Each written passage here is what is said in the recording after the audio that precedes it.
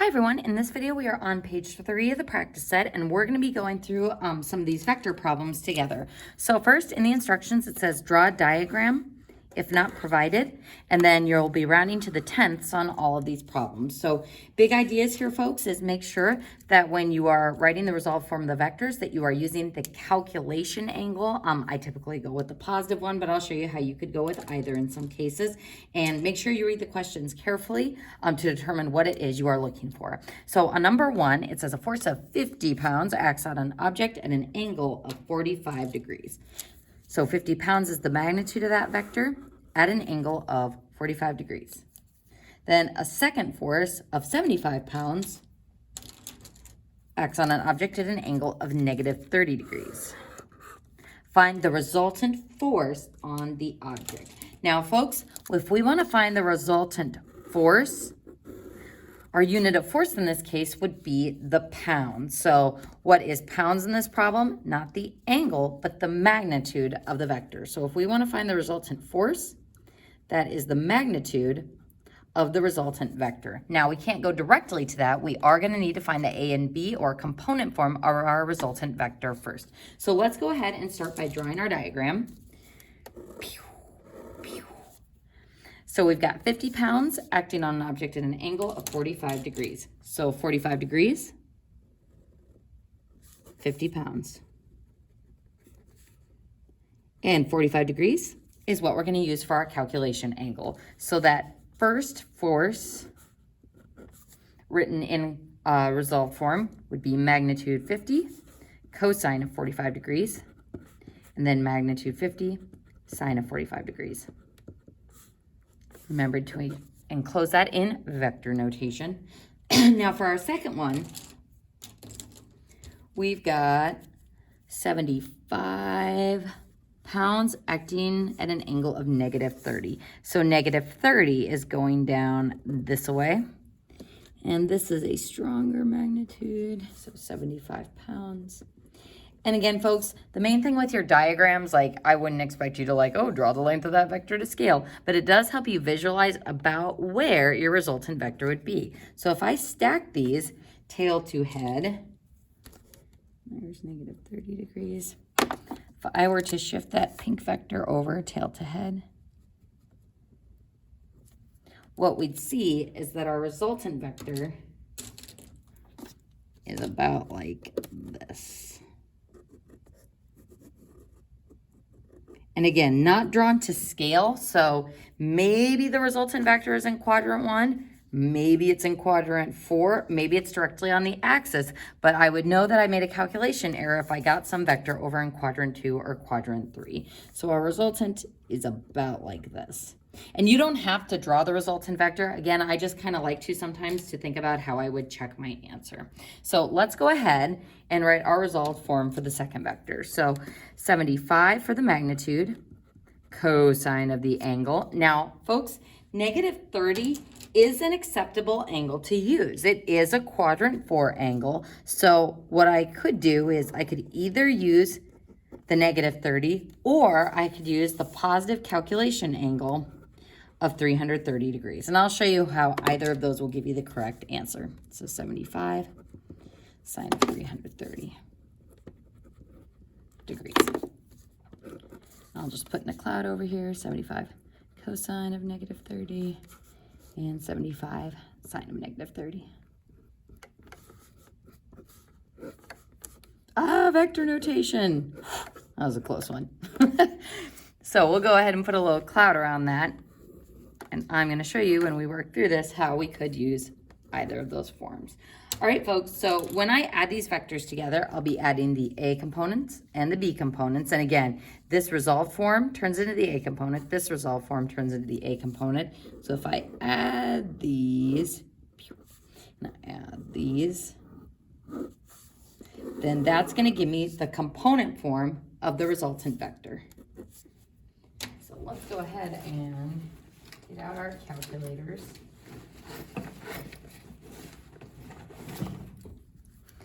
Making sure I am in degrees. Ooh, good thing I checked. So degrees.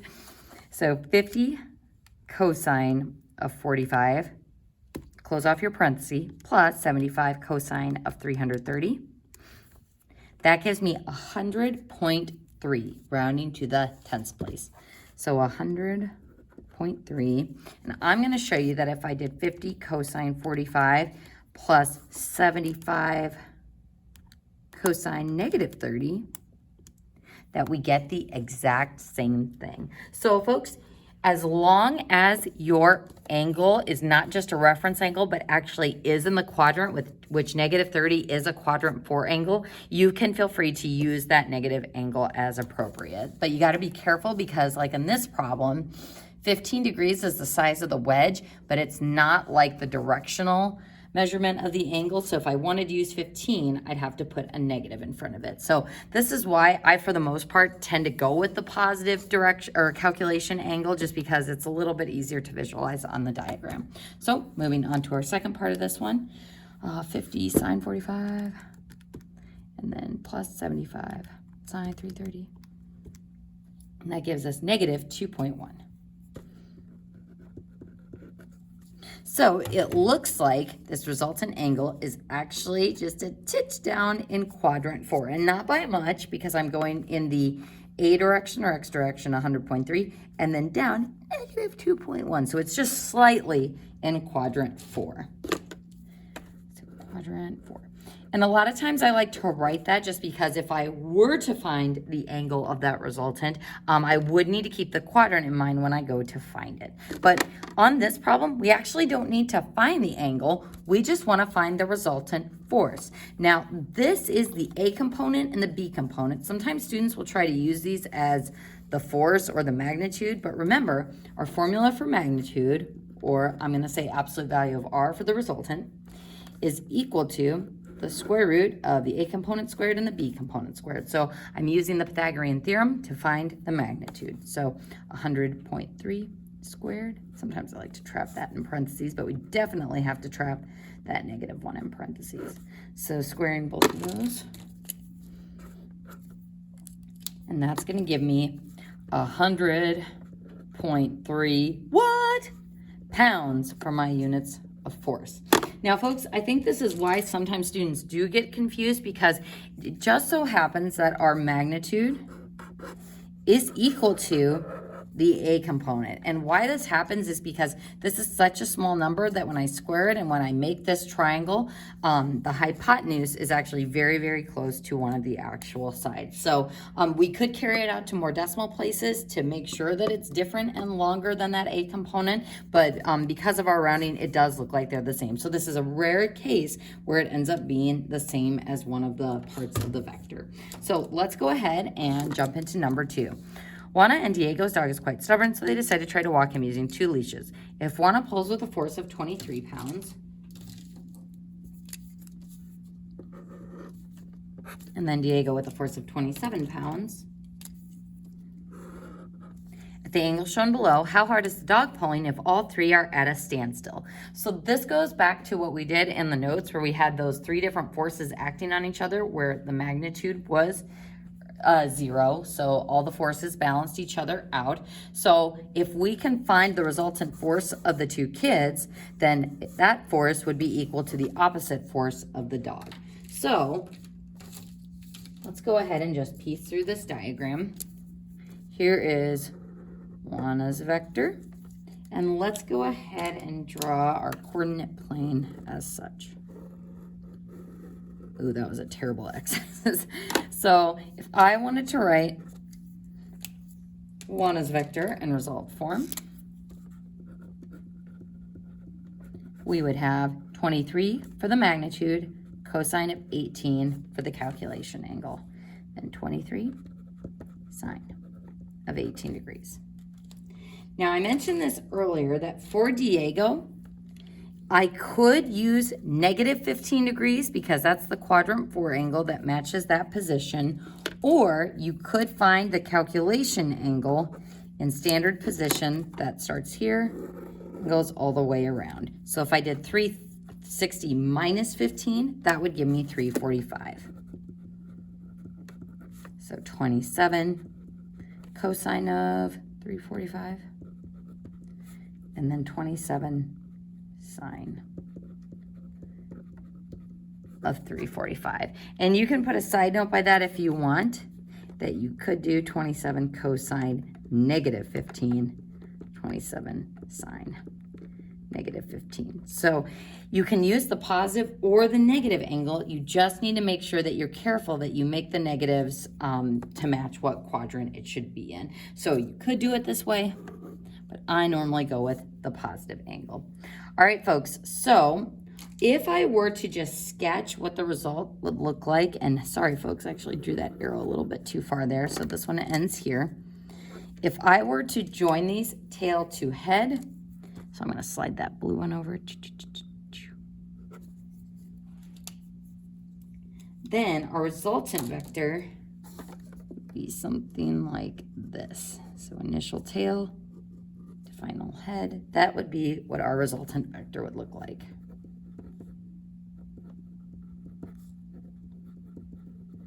So the resultant force of the kids should be equal to the force of the dog pulling. So if I find the force of the kids or our resultant force or the magnitude of that vector, then we know that since this is at a standstill, that will be that the force that the dog is pulling as well. So folks, when we go to do our calculations here, we add the A components, we add the B components, and again, just being careful with those angles, and what we get is 48.1. And this is a quadrant 1 vector. So to find the magnitude of R is equal to 48 squared plus 0.1 squared. That ends up being equal to 48 pounds.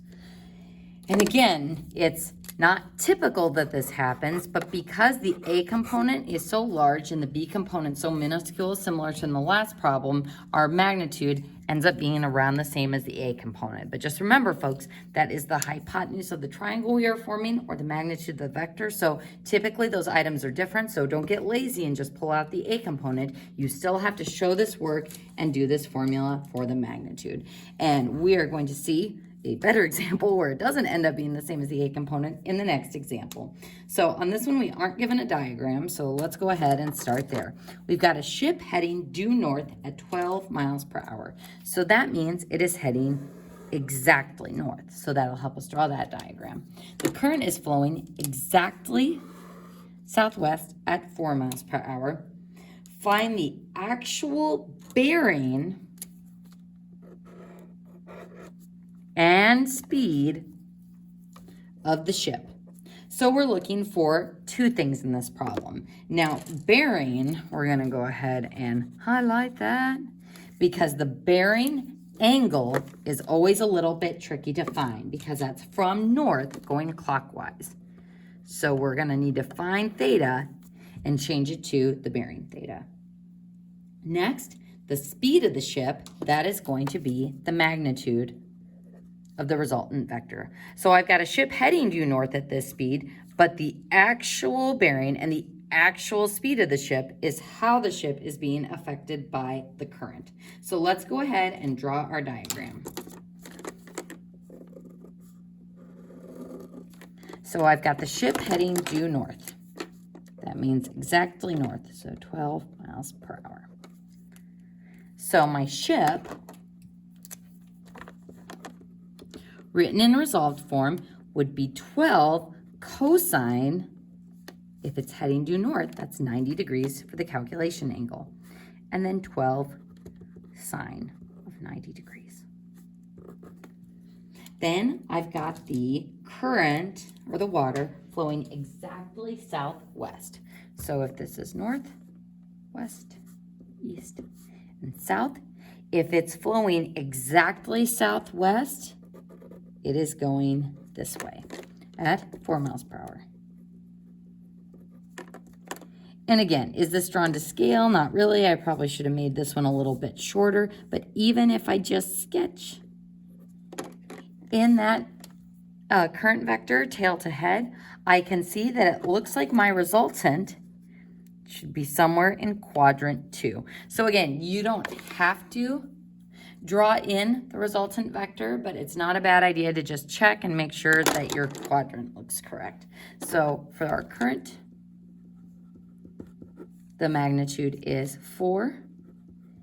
And the angle, since it's flowing exactly southwest, that means this is 45 degrees. So the actual calculation angle is going to be 180 plus that 45 degree wedge, or 225 degrees.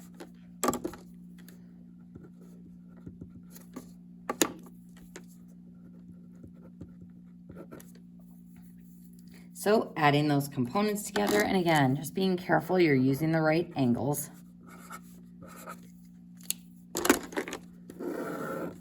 Our resultant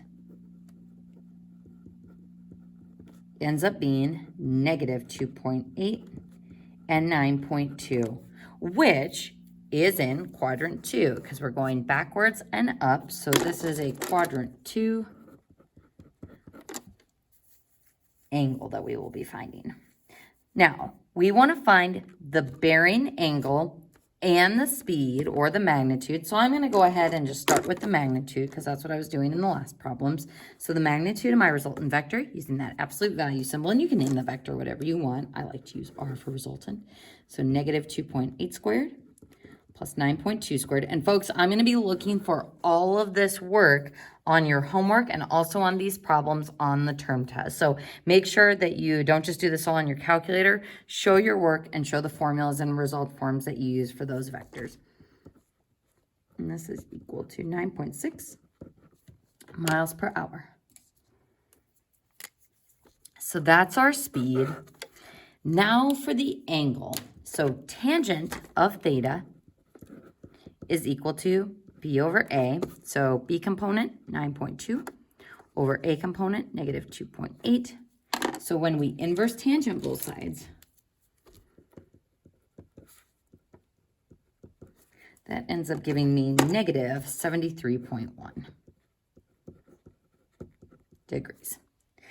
Now, we've got a couple of issues here. First, we want to express our angle as positive, and second, we want to write it as a bearing angle. So, folks, I'm going to go ahead and draw a quick diagram because we know that this vector is in quadrant 2. So I'm going to go ahead and draw a quadrant 2 angle. So I found negative 73.1, so that is the reference angle size here. So negative 73.1. If I wanted to write this as a calculation angle, I would take 180 minus 73.1, so plus 180. That would give me a calculation angle of 106.9. But I don't want to find the calculation angle. We want to find the bearing angle. So the bearing starts at north and goes clockwise until we hit the vector. So this will be 90 plus 90 plus 90 plus the positive side of that wedge, so plus 73.1, which gives me a bearing of 343.1 degrees. Woof. Now, if I wanted to find the navigational angle, which it's not asking for in this problem, but just in case we wanted to, this vector is between north and west. So I would do north, west. How many degrees west of north is this?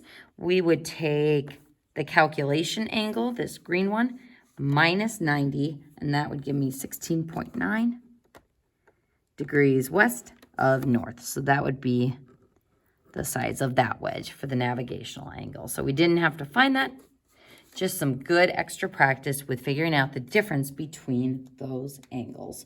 So folks, looking at number 4, we're not going to go through this problem, but I just wanted to quickly talk about the wording here. I don't know why it says with a heading. You can just say An airplane is flying a fixed altitude heading 70 degrees west of south at 400 miles per hour with the wind blowing to the northeast. So to the northeast would be in this direction. And we can assume that it's exactly northeast, which means our calculation angle would be 45 degrees. So on this one, you are finding the actual ground speed, which is the resultant magnitude. Be on the lookout for that in the My Math Lab as well, and the direction of the plane. So you can just find the regular old calculation angle for the theta there. On our next page, I think you guys will be fine on 5. On 5, it's heading exactly south, so careful with your calculation angle. Exactly east, you would have a calculation angle of 0. 6 is fine. Let's go ahead and talk about number 7. So the wording on this one says, a plane intends to fly north with a speed of 250 miles per hour. Now this means it wants to end up flying in this direction with that speed, accounting for the crosswind of 50 miles per hour coming from the east. It says, determine the direction and the speed the pilot should take. So this is what the pilot should set the plane settings to, but this 250 miles per hour flying north, that is what we want the resultant to be. Now, normally how we've set up these problems is it would be plane vector plus the wind vector equals the resultant vector. But we know the resultant and we know the wind, and we want to know the vector settings, the direction and the speed for the plane. So if I want to solve for P, what we're going to do is take the resultant vector minus the wind vector. So we're going to have a slightly different setup for this problem. We're still going to start by doing our diagram. So we've got the resultant. We want to be flying exactly north, 250 miles per hour. So that has a calculation angle of 90 degrees. So our resultant is going to be 250 cosine 90, and then 250 sine 90. Then the wind is 50 miles per hour coming from the east. So here's the east, and if it's coming from that direction, it looks like this. Now, that vector is currently not in standard position, so I'm going to go ahead and slide its tail over to 0 so that it's going this way. So it's still coming from the east. I've just moved it to that standard position. So 50 miles per hour. There's the magnitude of that vector. Now the calculation angle is 180 degrees. So there's the wind. So 50 cosine 180, and then 50 sine 180. Now, what am I going to do with these two vectors? I'm going to take the resultant vector minus the wind vector. So put a big minus sign in between those, because that is what will give me the plane vectors A and B components. So let's go ahead and type that on out on our calculator. So 250 cosine 90 minus 50 cosine 180 gives me, exactly 50. Handy dandy. And then 250 sine 90 minus 50 sine 180. That gives me 250. So this airplane vector is going to have a quadrant 1 angle because this is a positive A and a positive B. So what is the problem wanting me to find? It wants me to determine the direction and the speed the pilot should take. I have currently not found either of those. I have found the plane's component form vector, but in order for me to find the speed, I'm going to have to use the Pythagorean theorem to find the magnitude. So that's going to give me magnitude of the plane vector is equal to the square root of 50 squared plus 250 squared, which gives me about, I think it's 255-ish, so 250, or let's do 50 squared, and then plus 250 squared. Yep, 255, rounded to the tenths place, so 255 miles per hour. So that is the magnitude or the speed that the pilot should set the plane to. Now for the angle, whoa. For the angle, and it doesn't specify whether it's a navigational or a bearing angle, so we're just going to go ahead and set that as a calculation angle. So tangent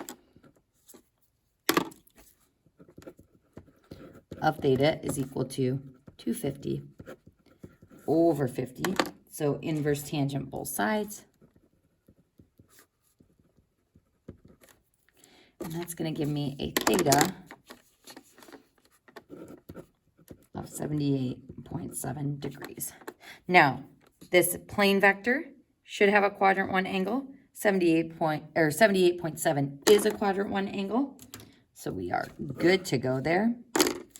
That is our final answer.